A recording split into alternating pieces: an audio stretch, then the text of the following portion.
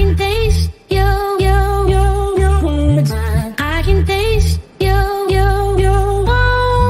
I can taste your words. I can taste your I can taste your words. I can taste I can taste your. Alors bonjour à tous, je suis ravi d'être parmi vous pour ce nouvel épisode autour des transitions. Je suis Sacha Lopez, cofondateur du WorkLab, et avec la Fabrique du Changement et le Change Lab, on produit ces émissions autour des transitions, et nous avons la chance et le privilège aujourd'hui de recevoir Walter Bouvet. Walter, pour ceux qui n'auraient peut-être pas cette chance de te connaître encore, est-ce que tu peux te présenter? Oui, je m'appelle Walter Bouvet. Ok, c'est bien. C'est bien, bravo. Citoyen du monde, cofondateur d'Openland, et dans une vie précédente, éditeur de presse. J'avais cofondé, j'ai eu l'immense privilège de fonder et de défonder le magazine Terra Echo. Voilà, et depuis 2018, avec Marine Laurent et Pascal Guiffan, j'ai cofondé Openland, que je co-dirige. Bravo. Bon, on aura l'occasion d'en parler un peu plus en détail. Avant de rentrer dans les choses sérieuses, au WorkLab, on aime bien faire des jeux pour apprendre à se connaître. Alors, je te propose un petit jeu qui est extrêmement simple. On lance une vidéo qui peut provoquer des crises d'épilepsie. C'est possible, c'est déjà arrivé. Ça y est, je vais Tu me dis... tu me dis stop quand tu veux et il faut répondre à la question. Stop. Ah. Oh là. C'est facile, hein? Ouais, il y en a des pires. Hein. J'aurais pu te demander qu'est-ce que tu ferais différemment avec 3 pouces. Hein. Tu vois, il y a des trucs comme ça. Donc, bon, je sais pas. C'est peut-être pas la pire, celle-là. Peut-être pas la pire. Ok. Quelle innovation a le plus changé le monde? Ah tiens, je sais ce que je vais te répondre. La photographie de la planète Terre par la mission Apollo en 1972. C'est la première fois qu'on photographie en grand large du pôle Nord au pôle Sud la Terre, et c'est donc la première fois que nous nous regardons dans une glace. Avec ce sentiment d'avoir un ensemble fini, quoi. Première fois, on voyait vraiment la finitude du monde, quoi. Voilà, la finitude du monde. Ceux qui en doutaient, le côté rond, voilà, et non pas plat de la Terre, donc c'est quand même pas rien hein, en termes d'innovation. Et puis, en termes d'innovation toujours, pour en tout cas les personnes qui le reçoivent comme ça, la beauté, quoi, juste la beauté absolue de la vie, puisqu'elle n'est là que là. Donc ouais, je pense que c'est ça, 1972. Eh ben, bravo. Blue Marble. Top. Première fois qu'on me répond ça, tu vois.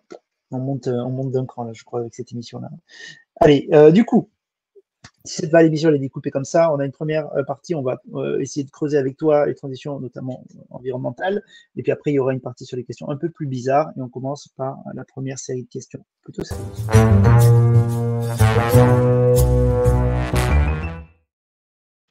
Alors, déjà, peut-être pour démarrer, est-ce que tu peux nous parler un peu d'Openland? Est-ce que tu peux nous raconter ce que vous faites chez Openland, en quoi ça consiste, qui est-ce que vous accompagnez, tout ça? Bien sûr, oui. Donc Openland, c'est une jeune entreprise qui accompagne, forme les dirigeants et leurs équipes sur les transitions écologiques. Pour faire simple, il y a 3 grandes crises, une crise du climat, une crise de la biodiversité, une crise des ressources. Et face à chaque crise, tu as à peu près un défi. La décarbonation de la société, c'est le climat, et des modèles d'affaires qui vont avec. La biodiversité, c'est le défi du vivant, remettre le vivant au cœur des modèles économiques. Et puis la crise de la ressource, c'est la question, pas seulement, mais de l'eau et de l'économie circulaire. Voilà, donc ces 3 grandes crises renvoient des défis qui sont pilotés par des humains, donc c'est le 4e point. Et notre métier, c'est sur un parcours d'accompagnement, d'aider les entreprises à se transformer pour intégrer ces enjeux au cœur de leurs pratiques, et si possible au cœur demain, ou même aujourd'hui pour celles qui sont les plus avancées de leur modèle d'affaires, et pas seulement en périphérie ou dans une lointaine préoccupation, comme on le voit encore beaucoup trop avec la RSE à papa. Et est-ce que tu as des exemples? Tiens, moi je serais preneur d'avoir des exemples concrets. Tu vois une boîte que tu as accompagnée, qu'est-ce que ça a changé? Jusqu'où tu arrives à les amener? Voilà, et puis ça donne aussi un exemple de quel type de boîte vous pouvez accompagner. Ouais, écoute, des exemples, on en a commencé à en avoir un certain nombre. Ça peut être, il y a plein de points d'entrée. Déjà, il y a la question de bien comprendre de quoi on parle, donc ça, c'est toute la partie sensibilisation, mobilisation des équipes et des dirigeants. Et donc, là, je peux donner des exemples, dans la tech, sur une boîte qui fabrique des applications, mobiles. Je peux te donner, OK. un exemple dans l'agroalimentaire en circuit court, une boîte qui fait des glaces. Je peux te donner, dans le métier de, la fourniture comment dire? De matériel, comment dire? De différents usages d'hygiène, dans D'accord. le B2B, voilà, sur des gros volumes. Je peux te parler d'une compagnie d'assurance, voilà, une entreprise, d'assurance qui, a travaillé à sa décarbonation, donc une trajectoire bas carbone très ambitieuse. OK. Je peux te parler d'un hôpital qui, réfléchit, à redesigner tous les usages, liés à des bâtiments pour occuper moins d'espace et donc utiliser moins d'espace, moins de matériel, de l'économie circulaire et moins d'emprise foncière. Voilà, quelques exemples, toujours très Et tu concrets les de accompagnes du coup sur des projets en fait, c'est ça? Sur la sensibilisation, sur des projets, sur les 2? il y a toujours une partie sensibilisation, mobilisation parce qu'à chaque nouveau problème, il y a en fait, si tu veux, il faut prendre acte du périmètre du problème et donc pas raconter, n'importe quoi, faire une faute enfin s'entendre en tout cas sur le cadre de départ. Souvent, c'est lié, on y joint un diagnostic. Dans certains cas, ça peut être un diag Mmh. carbone, par exemple, ou un diag biodiversité. Voilà, on fait la photo, alors, soit de l'entreprise, soit du projet, pour ensuite améliorer les choses et mettre en place un plan d'action qui peut être à l'échelle du projet. Donc là, on va même prototyper un projet, un service, une offre que l'entreprise ou l'organisation va mettre sur le marché par la suite, ou bien travailler sur des trajectoires plus génériques et plus stratégiques pour l'organisation. Voilà. Comment est-ce que j'organise globalement mon travail sur l'impact pour réduire mon empreinte, mes empreintes, donc ça c'est des empreintes, c'est des impacts négatifs, et pourquoi pas augmenter l'impact positif à condition qu'on dise précisément ce en quoi ça consiste, parce que c'est quand même un gros mot valise, et on va D'accord. sûrement en reparler. Hem, il y a un truc aussi que je trouve très intéressant, tu portes un concept d'entreprise régénérative. Est-ce que tu peux nous dire un peu ce que c'est une entreprise régénérative pour toi? Et d'où ça vient ce concept d'ailleurs? Est-ce que c'est toi qui l'as inventé ou pas? Pas du tout, non, non, alors, d'abord le terme régénération, qui est un très beau concept, c'est, l'idée qu'on va essayer de rendre au vivant davantage que ce qu'on Mmh. lui prend. C'est très simple. Donc, ou d'une, certaine façon, rendre à la nature davantage qu'on lui prend. Il y a tout un mouvement, notamment, dans l'agriculture régénératrice, qui Ouais. vient, des US, mais pas que, qui consiste à dire: «On va s'appuyer sur, la force du vivant», par exemple, la capacité des sols, des écosystèmes, à générer tout un tas de bénéfices ou de co-bénéfices, en fait, qui vont venir aider l'agriculture, qui vont la renforcer, en fait, qui vont améliorer son rendement. Donc tout le jeu, ça va être que l'agriculture prenne soin de, ces éléments que sont, tu vois, ça peut être des haies, ça peut être, la qualité des Mmh. sols, ça peut être la qualité de l'eau, et tout ça crée un écosystème qui est, dynamique, vivant, puissant et résilient, et grâce à cet écosystème, en fait, l'agriculteur va avoir, son rendement, se stabiliser, se sécuriser, voire s'améliorer dans certains cas. Donc c'est ça l'origine de la Du régénération, c'est concept? la Ouais. régénération des écosystèmes et notamment dans l'agriculture. Et si tu veux, par extrapolation, on applique, ce concept a été appliqué aux organisations en disant: «Mais demain, Mmh. est-ce que les organisations seraient capables, dans la mesure où elles empruntent à la nature?» On s'en rend pas compte, au quotidien, c'est très compliqué de l'imaginer, mais on est dépendant des services que nous rend la nature. N'importe quelle organisation, de manière directe ou indirecte. La quasi-totalité du PIB est liée aux écosystèmes naturels, sans Mmh. lesquels on ne peut pas ensuite transformer de la matière première ou des services ou même la pollinisation, et cetera, et cetera. Donc c'est plus sensible dans certains secteurs d'activité que d'autres, mais globalement, disons que l'ensemble des organisations dépend du vivant, humain et non humain. Alors humain, évidemment, ça on le comprend, mais non humain, c'est pas toujours super clair. Et donc, à l'image de l'agriculture régénératrice, on va essayer de penser des organisations qui vont être capables de rendre, de restituer à la nature, de travailler avec le vivant et avec la nature pour lui apporter davantage qu'on lui prend. Il y a un autre exemple qui est assez célèbre, qui a été développé par une entreprise industrielle qui s'appelle Interface. Interface qui fait de la dalle de moquette, donc c'est pas très évident de comprendre le lien avec le vivant, mais en cheminant sur 25 à 30 ans de réflexion stratégique et puis d'actions très concrètes, ils en sont arrivés à concevoir une dalle de moquette qui fixe du CO2, donc qui est capable dans son cycle de vie, parce qu'elle intègre de la matière vivante, de la matière organique, qui est capable d'absorber potentiellement plus de CO2 qu'elle ne va en émettre, pour passer dans une logique positive, nette et mesurable. Ok. Toute la difficulté de l'approche régénérative, c'est que on comprend comment on voit bien comment elle peut fonctionner, je t'en ai parlé pour l'agriculture, et c'est visible et mesurable potentiellement si c'est bien fait. Pour une organisation, pour un territoire ou pour une entreprise, c'est quelque chose qui est encore très compliqué à démontrer, très compliqué à réussir, et il y en a pour une génération. Donc un concept qui est intéressant parce qu'il donne beaucoup d'espoir. C'est une direction qui est très intéressante et très motivante. Par contre, grande prudence sur son utilisation, et là on assiste à une immense vague de regen washing dans une société qui, comme d'habitude, recycle tout le vocabulaire, comme elle l'a fait pour l'impact positif, comme elle l'a fait pour la responsabilité sociale, comme elle l'a fait. Bon voilà, donc si tu veux ça me passe un peu au-dessus, c'est désespérant, mais c'est comme ça. Et ce que tu dis, c'est que c'est du temps long, c'est ça? Tu dis l'ordre de temps, c'est une génération pour arriver vraiment, si on voulait transformer une organisation, une boîte en régénérative, qu'elle a un impact positif par rapport à ce qu'elle consomme. C'est une génération, c'est ça l'ordre d'idée? C'est un ordre d'idée pour dire que c'est vraiment un travail au très long cours. Donc c'est Ouais, un c'est intéressant investissement parce qu'on n'est pas du tout dans ce genre d'ordre d'idée-là aujourd'hui, dans le monde de l'entrepreneuriat. Non, Là où on et t'explique par en 6 mois, il faut monter ton premier truc, ton machin et tout. Donc c'est intéressant aussi de mettre en perspective et de se redonner du temps long.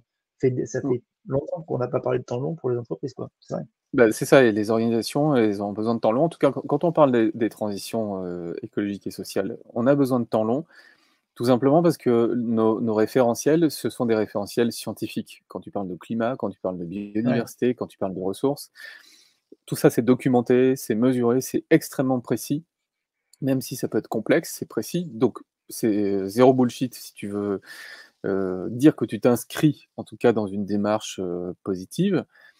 Et dans une approche régénérative, tu vas avoir toujours deux choses. C'est d'abord la réduction de ce qu'on appelle ton empreinte écologique. Décarboner ton activité, cesser de nuire à la biodiversité ou réduire les impacts sur la biodiversité et minimiser la consommation de matière ou de ressources renouvelables ou non renouvelables. Déjà, ça, c'est pas le truc le plus funky, mais si tu veux travailler sérieusement, la réduction des empreintes, c'est le point numéro 1. Et en parallèle de ça, tu vas pouvoir mettre en place des choses qui remettent la question du vivant, humain ou non humain, au cœur de ta réflexion, de ton organisation. Et par petites touches, peut-être d'abord en travaillant sur ton sourcing, sur tes approvisionnements, puis en travaillant sur ton site, si tu as un site avec du foncier, puis en travaillant avec ta filière, en travaillant avec le territoire sur lequel tu opères, tu vas pouvoir contribuer modestement dans un premier temps, et puis peut-être, on l'espère, à terme de manière beaucoup plus significative, à un effort qui va soutenir le vivant. Et c'est là que tu vas entrer dans un modèle régénératif. Donc c'est pour ça qu'il faut du temps. Et remettre le vivant dans une entreprise, moi je trouve ça le concept hyper intéressant. Mais concrètement, tu as des exemples de boîtes qui ont réussi à remettre du vivant dans leur entreprise? En fait, ça peut paraître très lointain pour n'importe quelle boîte, mais ça peut être très simple de commencer à le faire. Je te donne 2 exemples. Tu es dans le textile, dans la mode, et donc tu manipules de la fibre d'origine naturelle. Tu peux avoir du plastique, mais tu peux aussi avoir de la fibre d'origine naturelle. Eh bien, tu vas faire un travail qui va consister à aller chercher auprès de tes fournisseurs de rang 1, puis de rang 2, et ainsi de suite, remonter quasiment jusqu'au champ, dans lequel la fibre que tu utilises, in fine, a été cultivée, pour vérifier les conditions dans lesquelles cette Mm. fibre est cultivée. Et là, essayer de faire bouger les lignes pour aller plutôt sur un registre de polyculture, où tu vas avoir ta fibre naturelle, mais peut-être avec d'autres cultures. Donc justement, tu vas vérifier que les agriculteurs avec lesquels tu travailles de manière directe ou indirecte ont un emploi sécurisé, sont formés, ne sont pas exposés à des produits dangereux et éventuellement sont accompagnés sur des techniques agricoles qui vont être régénératives pour leur écosystème. C'est leur intérêt, parce que plus ils vont aller dans cette direction, plus finalement ils vont préserver leur propre capital et leur propre outil de travail. Donc c'est ton intérêt, c'est leur intérêt, mais ça demande de remonter dans la chaîne de valeur. Ça, c'est un peu, je dirais que c'est sur un métier qui est directement concerné, c'est une approche qui est à la fois classique et ambitieuse.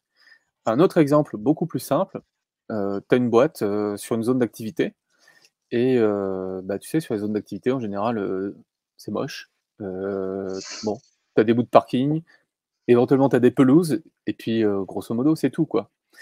Eh bien, Ouais. à l'échelle de ta boîte, c'est le cas de le dire, parce que souvent c'est des boîtes, voilà, comme ça, tu as la possibilité tout simplement d'entreprendre un projet de renaturation, donc de Ouais. revégétalisation ou de régénération écologique. Ça, c'est assez simple à faire.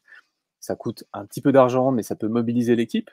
Et puis, ce qui était intéressant, c'est que tu le fais, toi, à l'échelle de ta boîte, mais tu vas aller voir tous tes potes de la zone d'activité en disant: «Hé les gars, les filles, trop bien, si on fait ça tous ensemble, demain, en fait, c'est l'ensemble de la zone Ouais. à laquelle on va apporter la régénération écologique. On va faire du beau, on va se familiariser avec le vivant, on va faire travailler quelques écologues, on va peut-être mettre des nichoirs pour les oiseaux, les chauves-souris, tout ça, c'est sympa, ça va pas changer la vie, mais c'est quand même pas mal et ça va donner déjà un petit peu plus de sens au travail, pour l'équipe, Ouais.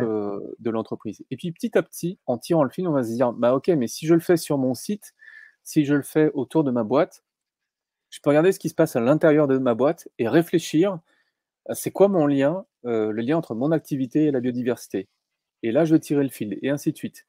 Donc tu vois, tout ça, ça va prendre du temps, mais ce qui est intéressant, c'est que mettre le vivant au cœur, en fait, c'est des histoires super sympas. Très vite, tu fais des choses très concrètes et très simples Ouais. et tu peux faire du beau et je crois beaucoup à cette approche, du beau pour embarquer dans la transformation écologique.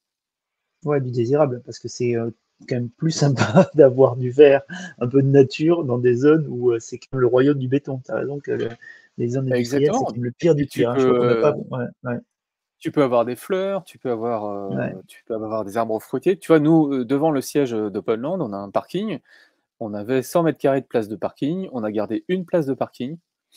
Les autres, on les a démontés, on a tout débitumé, on a découpé le bitume, enlevé les ouais, places je vois très bien, je vois très bien.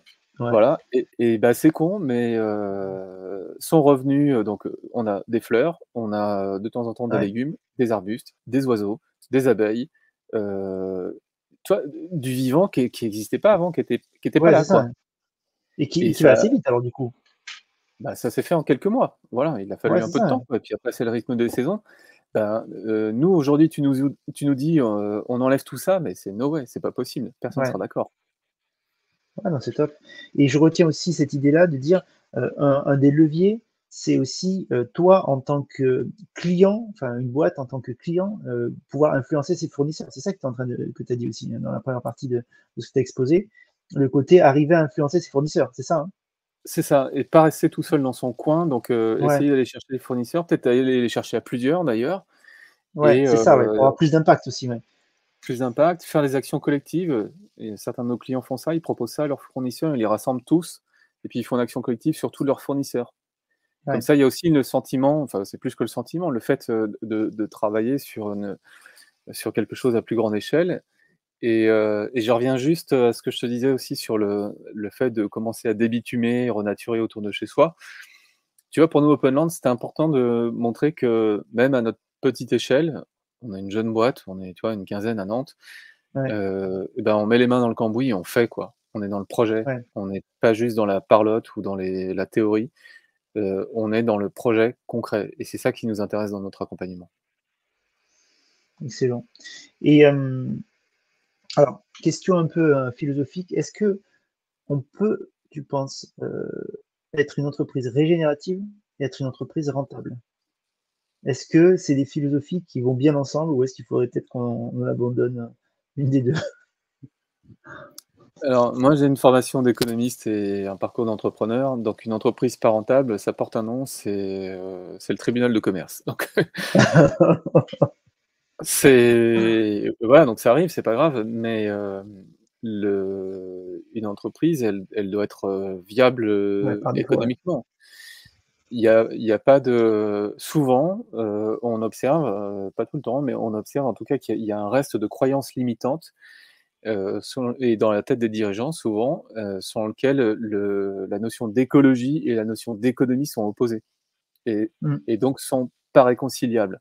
J'ai mis paradoxalement un certain temps à comprendre pardon, ce paradoxe et à comprendre qu'en fait, l'existence de ce paradoxe, enfin en tout cas de ce fait dans les têtes des gens, était un des phénomènes qui expliquait certains blocages. Or, l'écologie, étymologiquement, c'est la science de la maison. L'économie, c'est la gestion de la maison. Et les deux sont tellement compatibles que pour bien gérer la maison, on a besoin de bien connaître la maison. C'est aussi simple que ça. Ok. Donc, pour moi, il n'y a pas de fatalité. Faire des entreprises qui soient, on va dire, raisonnablement rentables, oui. Le seul problème, ça va être la question de le seul sujet, ça, finalement, ça va être la question de la répartition de la valeur. Est-ce que sur l'ensemble de la chaîne de valeur de l'entreprise, on a bien une répartition qui est, disons, raisonnable et qui permet de rémunérer chacun des maillons de la chaîne d'une manière juste? Parce que les modèles régénératifs, ils s'opposent aux modèles qu'on appelle extractifs, où on va Ouais. extraire la matière première, on va extraire les énergies fossiles, on va extraire le vivant de la biodiversité. Voilà, donc il y a quelque chose d'un rapport de force malsain qui fait qu'on finit par scier la branche sur laquelle on est assis. Et donc, la limite que je poserais à la rentabilité d'une entreprise régénérative, c'est, et je ne veux absolument pas être caricatural, mais on observe qu'une partie de l'industrie financière a un comportement particulièrement extractif, puisqu'il s'agit d'extraire de la valeur au sens monétaire du terme, hein, c'est pas la seule, la valeur, mais cette valeur elle est importante, en tout cas c'est une valeur comptable, d'extraire la valeur d'entreprise, tu vois, à laquelle on va faire par exemple un LBO, puis un autre LBO, donc c'est des systèmes de rachat d'actions par le management, par un nouveau fonds qui arrive, et puis on se revend ça, tout ça.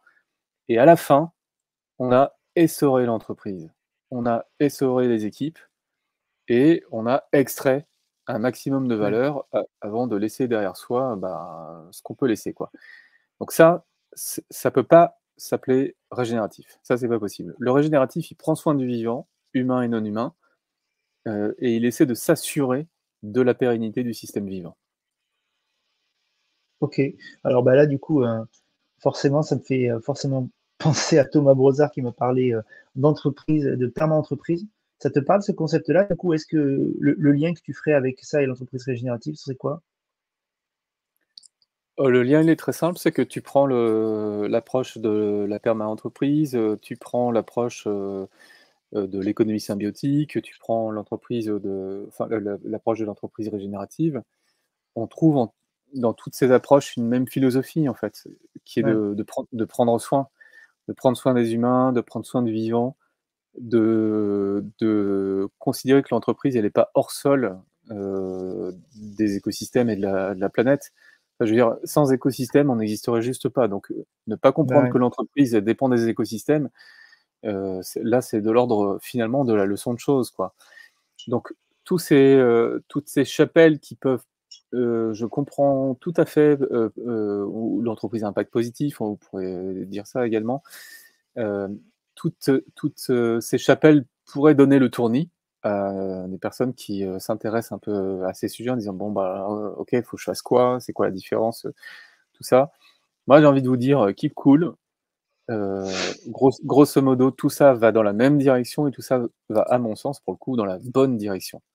C'est d'une économie et d'une entreprise qui devient un peu moins stricto sensu compétitive, c'est-à-dire pas tout le Ouais. temps dans la compète, et qui s'inscrit dans un projet de société qui la dépasse. Et moi, comme entrepreneur, personnellement, ça me donne beaucoup de sens de dire que, certes, comme tu disais, il y a les enjeux de rentabilité, voilà, il y a tout le quotidien de l'entrepreneuriat que partage n'importe quelle boîte, à peu près. Mais pourquoi on fait ça? Dans quelle direction on va? En Mm. quoi on essaie de servir la société? En quoi on essaie de servir un meilleur futur pour nous et nos enfants? Tu vois? Et tout ça, on le trouve dans la perma-entreprise, dans l'entreprise régénérative, dans l'économie symbiotique et dans d'autres, approches qui sont extrêmement voisines. Et puis c'est plutôt bon signe finalement d'avoir une multitude d'offres. Ça veut dire que ça se développe, ça veut dire que peut-être il y a aussi des gens de plus en plus de gens qui s'intéressent à ça. Donc c'est peut-être pas forcément mauvais signe en même temps. Et d'ailleurs, ça rejoint la prochaine question. Moi j'aimerais bien avoir ta vision aussi, puisque tu gravites quand même dans cet univers-là depuis pas mal de temps. Euh, c'est pas facile de se faire une idée, je trouve, un peu objective de où est-ce qu'on en est dans le monde, en France, sur justement ces entreprises qui vont dans ce sens-là, qui ont fait le choix de soit régénérer ou en tout cas moins abîmer la terre. Euh, Est-ce que ça, c'est parce qu'on a un prisme un peu déformant. On tourne avec des gens qui nous ressemblent, donc du coup, on a l'impression que tout le monde le fait. Mais est-ce que toi, tu as une vision un peu plus haut niveau là, de tout ça? On en est où là, dans le monde, en France, et peut-être même dans la région? Est-ce que tu vois, on est dans l'Ouest, à Nantes par exemple, on est bien là-dessus, il y a plus de boîtes qu'ailleurs. Enfin voilà, tu vois ce que je veux dire? Un peu vision un Ouais, peu ouais, je vois, globale de ouais. où est-ce qu'on en est, ouais. Je Parce qu'il y a beaucoup de boîtes dans le monde. Est-ce ouais, que c'est ouais, une ouais, goutte d'eau ouais. ou est-ce que c'est un petit ruisseau déjà? Je peux essayer de te donner quelques éléments impressionnistes, mais Ouais, c'est avec, beaucoup d'humilité. Ce qui est alors plusieurs choses. D'abord, avant de revenir, enfin peut-être remonter vers le global, parler du local puisque tu me tends la ouais, perche. C'est clair qu'ici dans le Grand Ouest, on a un niveau de de réceptivité, d'accueil de ces sujets qui est très élevé par rapport, plus qu'ailleurs, tu confirmes. ouais, attention aux Faut petits faire attention à ce concours, qu'on dit. ouais, c'est ça, ouais, parce que Parce je que dis tu sèmes ça, en mais plus Open Land ailleurs, donc faut pas dire qu'ailleurs c'est nul. Mais en tout cas, non, non, non, non, ouais, il y a des gens plus on avertis, tu trouves, on dans l'Ouest? essaime dans d'autres territoires, ça dépend et tu vois, par exemple, dans les Hauts-de-France et pareil, il y a une bonne, compréhension, de D'accord. ces sujets, de bons écosystèmes qui travaillent. C'est le cas aussi en Île-de-France, c'est le cas, ici dans le Grand Ouest, c'est le cas aussi en PACA. Ok. Voilà, là, c'est ma perception, forcément imparfaite des choses, étant entendu que dans un pays comme la France, mais avec des approches assez différentes de ce qu'on peut voir, ailleurs, il y a un niveau de maturité qui est plutôt bon. Voilà, D'accord. même si culturellement, sur ces sujets, je trouve qu'on était plutôt en retard. Il y a d'autres pays dans lesquels, je pense aux Pays-Bas, à l'Allemagne même d'une certaine manière, où il y avait culturellement une présence de la question écologique qui était beaucoup plus forte historiquement que nous. Les Pays-Bas, ça se comprend, c'est parce qu'il y a cette fragilité du pays, qui est exposé à la mer et au niveau de la mer. Voilà, bon, culturellement, historiquement, il y a toujours des explications. Il se trouve qu'en France, il y a une mue profonde et assez lente qui a été opérée depuis le Grenelle de l'environnement, donc à la fin des années 2000.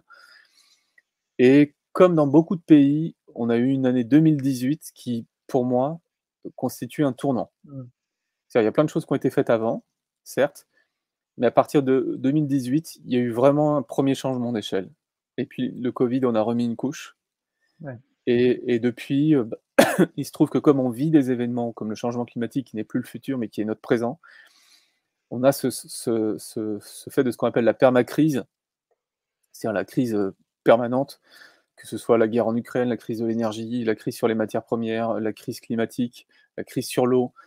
Euh, bon, voilà, c'est notre régime à quasiment n'en pas douter. Et ce qui est hyper important, c'est de comprendre que tout ça est désormais documenté de manière extrêmement robuste par la science. Je parlais tout à l'heure de biodiversité, je parlais de climat, je parlais de ressources.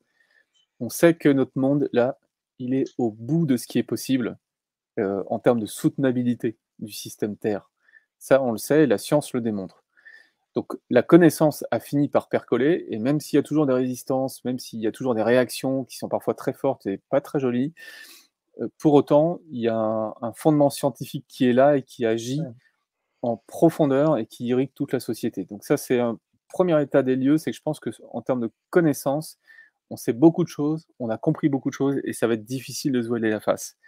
Après, en termes d'action, il y a eu, donc c'est le Grenelle de l'environnement, il y a eu les années 2018 et Covid. Donc on a franchi différents caps. En France, je crois qu'il y a quelques milliers d'entreprises qui ont fait, par exemple, un bilan carbone. Donc c'est un Ok. indicateur intéressant, mais quelques milliers sur des centaines de milliers. Ouais. Donc tu vois, on est, à mon sens, on est encore au début de l'histoire. Par contre, il y a un cadre qui est posé. Tu vois, il y a un cadre européen sur les objectifs climatiques, il y a un cadre mondial Oui. sur la biodiversité, il y a l'accord de Paris sur le climat, il y a ce qu'on appelle la CSRD, qui est un cadre réglementaire qui vient de la science, en fait. Il y a eu la science, puis il y a eu le politique, puis maintenant il y a le réglementaire. Donc tout ça, ça finit par cascader et ça va finir par embarquer toute la société. Et je suis assez, de ce point de vue-là, confiant. Je ne vais pas dire optimiste parce que je pense que ça va être, assez complexe. Mais je suis confiant sur le fait que dans les, tu vois, les 4-5 ans qui viennent, mettons jusqu'aux années 2030, grosso modo, les bouleversements vont continuer à s'opérer de manière, enfin voilà, le changement est vraiment en cours. Ouais. Après, est-ce que ça sera à la hauteur? Ça, c'est une autre question. Et là, je suis, beaucoup plus réservé. Et ben justement, une de mes questions, c'était ça, sur le côté CSRD. Je veux bien ton avis aussi là-dessus. Donc ça, c'est un travail sur les normes comptables, hein, c'est ce qui est bien compris. C'est une comptabilité où on va prendre en compte aussi le vivant, finalement, l'impact qu'a ton organisation sur le vivant. Qu'est-ce que ça t'inspire, ça, toi? C'est très comptable, mais est-ce que c'est bien, docteur? Alors, c'est comptable, mais c'est pas que comptable. C'est très ce qu'on appelle reporting, au sens, il va Ouais. falloir, rendre compte d'un certain nombre d'indicateurs. C'est en gros, on te dit, bah, c'est un peu tout ce que, je te racontais, c'est que comme il y a un cadre scientifique qu'on comprend mieux Mm. et que si on se bouge pas les fesses, bah, en gros, ça va mal se passer. Donc le politique se dit: «Bon, bah, il faut qu'on se bouge». Donc on va mettre un cadre pour les acteurs, de la société et notamment les acteurs économiques.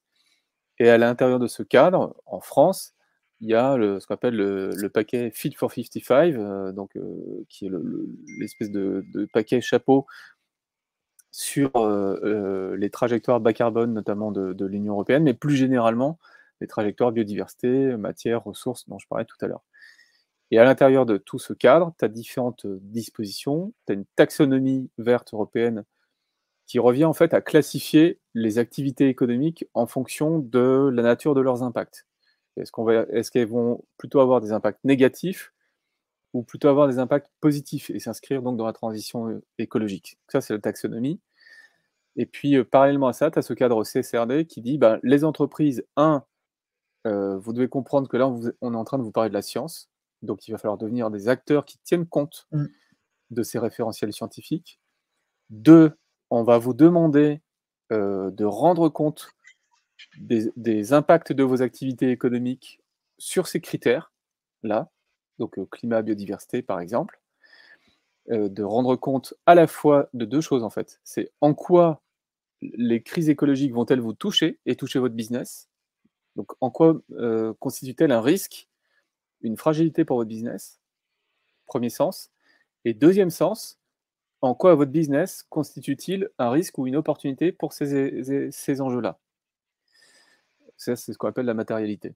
Et donc, dans le Ok. cadre de la CSRD, on va demander aux entreprises, aux organisations, de manière transparente, de dire bah, nous, on a fait ce travail comme entreprise et on estime que on est impacté par les événements de telle manière et on va impacter les écosystèmes de telle manière. Voilà. Donc, on vous le dit, Ok. on vous le raconte. Et ensuite, on va vous raconter, et donc on va vous reporter les actions qu'on met en place pour s'inscrire dans une trajectoire de réduction de nos empreintes ou d'amélioration de nos impacts quand ils sont positifs. Voilà, schématiquement, c'est un peu ça. Ouais, ouais, carrément. Donc ça peut donner quand même un coup d'accélérateur quand même au système. Là, pour le coup, tu contrains les entreprises à intégrer ces questions-là pleinement dans le business, Ah bah dans là, leur business. ce qui est très clair, Ouais, c'est qu'on voit que petit à petit, de la science au politique et du politique au réglementaire, ouais. le cadre du terrain de jeu est en train de changer. En fait, Mm. c'est même le terrain de jeu qui est en train de bouger. Il est plus au même endroit, il a plus la même forme. Et donc, toi, comme organisation, ton intérêt, c'est de savoir si tu vas te laisser emmener par la voiture balai et que tu vas toujours, courir après Ouais, la dernière adaptation et voilà. Ou bien dire: «OK, je préfère, aller voir ce qui se passe sur le nouveau terrain de jeu. Je vais commencer à faire mes muses, apprendre les règles du jeu, et puis comme il y a pas grand monde pour l'instant, il y a aussi des opportunités». Donc c'est un petit peu plus dur parce qu'il y a pas grand monde, même si ça change, parce qu'il commence à y avoir un peu de monde dans les faits. Par contre, c'est encore le moment d'être là devant, c'est source d'innovation, c'est bon pour la marque employeur, ça motive les équipes, ça donne aussi du sens comme dirigeant. Bah, c'est cool aussi d'avoir une boîte qui essaie de faire partie, tu vois, Ouais. de ce lot. Donc, si je dis ça, c'est parce qu'attention concernant la CSRD, alors d'abord, ne pas se laisser impressionner par tout ça, parce que ça va être une batterie de trucs, c'est un tsunami réglementaire potentiellement. Mais quand on n'a pas une multinationale, qui sont sans doute les plus exposées, je dis pas qu'il faut pas s'en soucier, il faut s'en soucier, mais on n'est pas obligé de paniquer. Ouais. Je dis ça aussi pour une autre raison, c'est qu'une journée, ça fait 24 heures et nos énergies et nos budgets ne sont pas illimités. Donc si on consacre toute notre énergie sur la transformation d'une organisation à faire du reporting, en fait, Ouais. il y a un moment, tu seras rincé, tu auras fait un reporting aux petits oignons et so Mais tu what? vas rien changer. Tu auras rien changé. Exactement. Donc Ouais. attention, à bien positionner le curseur entre, faire la photo, savoir où on en est, avoir des indicateurs, les tenir à jour, tout ça, c'est hyper important. Mais, consacrer quand même l'essentiel de son temps à faire bouger les lignes, parce que faire bouger tes fournisseurs, bouger essayer de bouger avec tes clients, changer ton modèle d'affaires, faire monter tes équipes en compétences, innover et cetera. Enfin voilà, ça c'est du boulot aussi, donc Ouais, c'est il clair. faut un peu de bande passante. Hem et du coup, justement, là, on touche en plein, le rôle du public, de la fonction publique, de l'État. Comment tu vois, qu'est-ce qui est du domaine de l'entreprise? Qu'est-ce qui est du domaine de la puissance publique, en fait? Parce que, bon, c'est chouette que les entreprises se mettent là-dedans. Est-ce que finalement, c'est pas la puissance publique qui a le plus de leviers pour actionner ces transitions? Est-ce que ça se passe pas d'ailleurs au niveau, tu vois, d'un territoire, au niveau de la gestion des communs? Et les mieux placés pour faire la gestion des communs, finalement, ce serait presque la ville, l'État, ouais, la ville, tiens, la ville, pourquoi pas? Dans l'exemple dont tu me parlais, c'est sûr que des entreprises, elles peuvent se mettre d'accord pour dire: «Je vais planter une forêt dans ma zone industrielle», mais au final, le mieux placé pour coordonner tout ça, est-ce que ce serait pas la ville? Tu vois? Donc, comment tu vois, toi, le rôle de l'entreprise par rapport au rôle de l'État? Alors, sans se dire qu'il faut tout attendre du public, quoi, mais finalement, je trouve que l'État, il a un rôle, enfin, le public, je trouve, dans cette transition-là, il a un rôle hyper important, peut-être plus qu'avant, hein, on l'a beaucoup dénigré, enfin voilà, les fonctionnaires, les machins, il y en a marre et tout. Et là, je trouve qu'ils ont quand même un rôle de gestion des communs hyper important. Enfin voilà, qu'est-ce que tu en penses, toi? Alors il y a 2 niveaux. Moi, je suis entièrement d'accord avec toi pour ce qui est du cadre. C'est-à-dire que, Mmh. et d'ailleurs, c'est ce qu'ont fait les États, puisque en signant l'accord de Paris sur le climat, Ouais, ou en mettant en place le Green Deal européen, même s'il est décrié par toute une partie de certaines extrêmes, que je ne nommerai pas, il y a quand même le travail, du politique qui est là. En France, il y a une, instance qui se situe auprès du Premier ministre, donc aujourd'hui Gabriel Attal et précédemment Elisabeth Borne, qui est le secrétariat général à la planification écologique, le SGPE. Le mmh, SGPE a fait un truc unique au monde et qui mérite vraiment d'être salué, c'est qu'il a modélisé la manière dont l'ensemble de l'économie française devait s'adapter d'ici à 2030 pour que la France respecte la trajectoire de décarbonation, de l'accord de Paris, qui a été fixé au niveau de l'Union européenne. Donc pour que la France, joue sa partition au sein de l'Union européenne, il y a une stratégie bas carbone et puis il y a des enjeux autour de la biodiversité et des ressources, j'en ai parlé. Eh bien, le SGPE, il a modélisé tout ça en disant, par exemple, on sait qu'en 2030, je donne un exemple très concret, ça signifie qu'il faut arriver au bannissement total des chaudières à fioul. OK, ouais, donc quel plan très concret on met en place pour qu'en 2030, il n'y ait plus une chaudière à fioul en France? Ça, techniquement, c'est faisable, on sait faire. Ça ne demande pas tu vois, des trésors d'innovation. Il y a des choses qui sont plus complexes. Donc le SGPE a modélisé, limite, combien de kilomètres de pistes cyclables il faut faire, quelle est la part des ouais, transports en commun il faut arriver, et cetera, et cetera. Et donc on a un cadre, ça s'appelle la planification écologique. Et la planification, ça peut filer des boutons à plein de gens, sauf qu'aujourd'hui, tout le monde est d'accord, enfin les esprits, les plus ouverts, d'ailleurs de gauche comme de droite sont assez d'accord sur le fait que, on est face à un tel défi que l'humanité n'a jamais connu, que si on s'organise pas, on va pas y arriver. Donc pour ça, la ouais. planification, Elle a son rôle à jouer. Et donc, ça illustre parfaitement ce que tu viens de dire sur le rôle de la puissance publique. Et évidemment, derrière, tout ça va se décliner au niveau territorial. Par exemple, la planification écologique française, il a été décidé de la penser ou de la repenser aussi à l'échelle territoriale, tout simplement parce que c'est Ouais. là que les gens De sont, décliner, quoi. Ouais, c'est ça. c'est là que les organisations, et donc pour être au plus près du terrain et des territoires. Donc, il y a clairement un rôle important pour poser un cadre et peut-être à un moment donné aussi que la puissance publique, elle le fait déjà, mais incite davantage et dissuade davantage. C'est qu'à Ouais. un moment donné, je reprends l'exemple des chaudières à fioul, bah, s'il faut en passer par une interdiction, en disant maintenant les chaudières à fioul sur le territoire national, c'est interdit à la vente, point barre. C'est un peu ce qui se fait quand on parle du moteur thermique pour la voiture, on dit en 2035, c'est terminé en Europe. Bon, voilà, donc ça, c'est passé par la réglementation. Après, il y a un autre truc dont tu as parlé, très intéressant, les communs. Et tu as parlé de la gestion des communs. Et là, je dirais que il faudra toujours, à mon sens, que la puissance publique veille, parce qu'elle est dépositaire de l'intérêt général. Par Ouais, c'est ça, contre, ouais. dans la logique des communs, il y a quelque chose qui est essentiel, c'est que la puissance publique, elle va laisser de la place aux acteurs de la société civile, en disant, moi, je vais veiller à ce que tout ça s'organise de manière pacifique.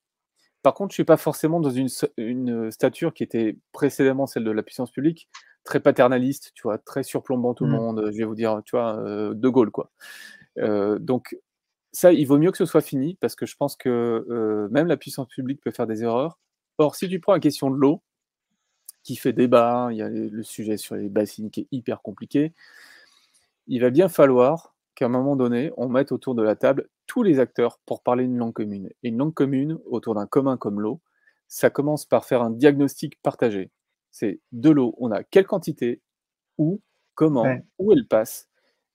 Tu vois, aujourd'hui, si tu es à Barcelone et que tu as une partie de la ville qui est approvisionnée par bateaux qui viennent Ouais. t'amener l'eau du Rhône, je pense que tu as une petite question à te poser et que, bien sûr, il faut mettre les agriculteurs autour de la table et c'est indispensable, mais je veux dire, à leur place et rien qu'à leur place. Je sais que je suis un peu dur en disant ça, ils sont les premiers concernés sur certains usages, mais là, il ne va pas falloir que les uns les autres commencent à prendre un tel ou un tel de haut dans la discussion. Il faut vraiment qu'on soit Ouais. d'égal à égal. Donc la puissance publique, elle a cette responsabilité, mais ensuite dans la gestion du commun, il va bien falloir qu'on s'accorde les uns les autres sur qu'est-ce qui est prioritaire, qu'est-ce qui est secondaire, et qu'est-ce que éventuellement on va abandonner. Parce que de toute façon, à un moment donné, si tu as 10 litres d'eau alors qu'avant tu en avais 100, c'est évident que tu ne vas pas faire la même chose. Voilà. Donc dans la gestion Ouais. des communs, je mettrais cette petite nuance d'ouvrir le champ davantage pour responsabiliser les acteurs. Et là, tu as des boîtes, tu as des organisations qui ont vraiment envie de s'investir et pour le coup de faire ce qu'on appelle réinvestir les communs, donc d'apporter leur pierre à l'édifice de la résilience territoriale. Et la régénération, c'est ça aussi, c'est qu'à un moment donné, une organisation, elle va dépasser la seule question de son nombril, la seule question de son sourcing ou de sa chaîne de valeur, en allant s'intéresser à ce qui est important sur son territoire, même si la connexion avec ce commun est pour elle indirecte. En fait, elle dit, Ouais. à partir du moment où c'est sur mon territoire, ça m'engage, donc je m'engage. Et donc tu reposes le rôle de la fonction publique, là, du public comme facilitateur, en fait. Mais ça, moi, je peux être qu'en phase avec toi, c'est-à-dire quelqu'un qui Ouais, va être là pour faire parler les gens, mais qui du coup a aussi ce côté neutre qui est assez intéressant quand même, parce que voilà, pas facile pour une boîte d'aller voir ses concurrents et leur dire bon, on se met d'accord, mais le côté, quand c'est la puissance publique, elle a un côté neutre qui peut, du coup, je trouve, rendre ce rôle de facilitateur hyper pertinent. Ouais.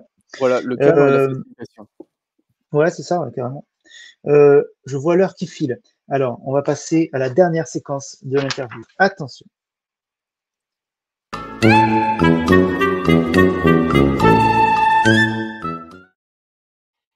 Donc là, on arrive au moment où on pose des questions un peu bizarres. Alors, attends, je vais te poser déjà la question provoque de Thomas Brozard, que j'ai eu il n'y a pas longtemps, et qui pose cette question-là. Dis donc, le regen, est-ce que c'est pas un peu bullshit? Regen, c'est pour les gens cool, j'ai l'impression, qui parlent de régénératif. Alors, je l'ai mis parce que j'avais envie de me sentir un peu cool aussi, tu vois.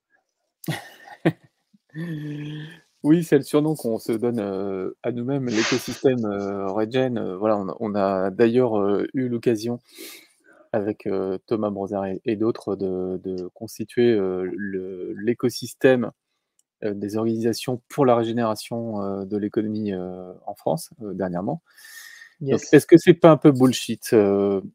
Bah, je reviens à l'essence de ce qu'on disait tout à l'heure, et presque, tu vois, la question que tu m'as posée au tout départ, à cette photo de Blue Marble, la bille bleue.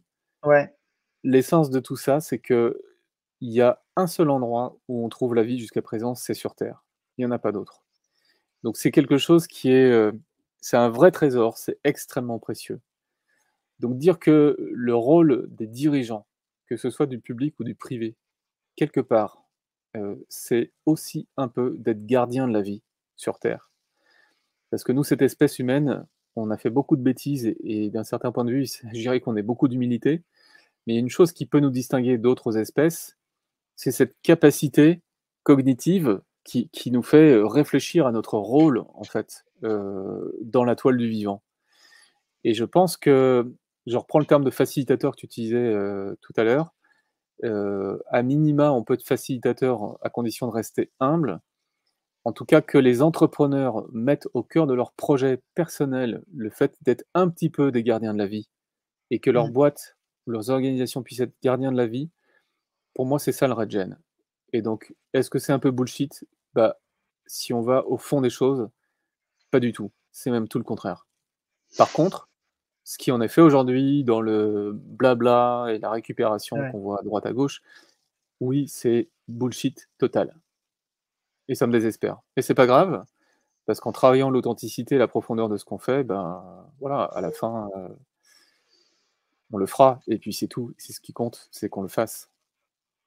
Après, c'est peut-être bon signe aussi. Si, comment ça s'appelle, les gens s'emparent et commencent à tordre le concept, c'est que le concept existe et commence à être à la mode.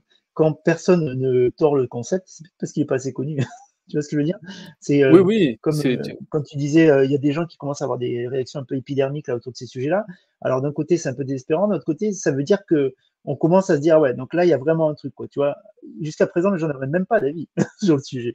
Personne ne se sentait vraiment en danger ou personne n'essayait de reprendre ça pour en faire quelque chose à la mode. Donc bon, au moins c'est une évolution, quoi. Euh, j'ai une autre question pour toi. Comment est-ce que tu apprends? Alors ça veut dire plein de trucs. Ça veut dire, est-ce que tu lis des choses? Est-ce que tu as des choses à nous conseiller? Est-ce que tu écoutes des podcasts? Est-ce que, voilà, c'est quoi tes sources d'informations, tes meilleurs tuyaux pour aller choper de l'info intéressante autour de tes sujets? Ou d'autres sujets d'ailleurs. ouais, je vais être très, très classique. Oui, effectivement, je lis beaucoup, mais je t'avouerai que j'ai une bande passante de lecture qui a été soumise à rude épreuve. Je pense comme beaucoup, voilà, l'infobésité est passée par là. Donc j'ai besoin de lire des choses assez profondes, en fait. J'ai vraiment besoin d'être nourri. Or, il y a vraiment un torrent de tout et n'importe quoi. Il y a aussi, dans notre métier, il y a parfois des choses un peu techniques, tu vois, des rapports, des choses comme ça, c'est important Ouais, de les lire pour se tenir à jour. Mais ça fait partie du job. Et sinon, je t'avoue que moi, ma petite marotte, hein, perso, c'est le cinéma. ok. Et et je vais aussi chercher de l'inspiration dans les arts et la culture. Parce que comme je le disais tout à l'heure, quand on doit emmener des équipes, quand on doit emmener des dirigeants, quand on doit emmener sur un projet, et pas que juste transformation qui est parfois vue comme étant quelque chose de très technique. Bien sûr, il y a de la technique, c'est important, mais pour moi, c'est vraiment l'histoire qui nous emmène. C'est quelle histoire on va écrire ensemble, Ouais, où est-ce que l'organisation se projette dans 5 ans ou dans 10 ans, j'allais dire de quel côté de la barrière elle a envie d'être, est-ce que justement les dirigeants ont envie d'être ces gardiens de la vie, que moi j'appelle de mes voeux, et si oui, et si on arrive à réunir les éléments de cette histoire, même dans la boîte la plus ordinaire, parce que chaque boîte a vraiment son rôle à jouer, bah, je pense que c'est toujours ça de gagner, parce que ça va donner une belle énergie dans un monde qui est parfois assez laid et assez triste. Et donc cette énergie et cette inspiration-là, moi, je vais la chercher dans les arts et la culture, et notamment dans le cinéma. Je peux être encore plus précis. Ben vas-y, dis-moi quel est le dernier film qui t'a marqué alors, vas-y. C'est pas le dernier. Bon, j'ai adoré donc Don't Look Up pour le côté Ok. ultra corrosif. Et évidemment, mon film de ces derniers temps, ces dernières années, c'est La Panthère des Neiges, Ok, euh, très bien. qui est un hymne à la beauté du monde. Et en fait, je pense qu'on se bat pour ce qu'on aime. Et quand on est touché par la Ouais, beauté du monde, et ce film, moi, m'a littéralement touché, eh bien, ça donne envie de se battre et de mettre ça au cœur de son métier. Voilà, donc ce serait peut-être ma La Panthère des singularité Neiges, très si bien. j'en avais une. Et puis Allez, après, mettre les mains mettre les mains dans la terre, tu vois, planter des arbres, aller en forêt, s'émerveiller du vivant. Voilà, je pense que c'est totalement compatible avec le métier de dirigeant, quoi. Faut se ouais, détendre, carrément, carrément. bien au contraire, quoi. Et, et pour finir, c'est quoi la question que tu te poses encore?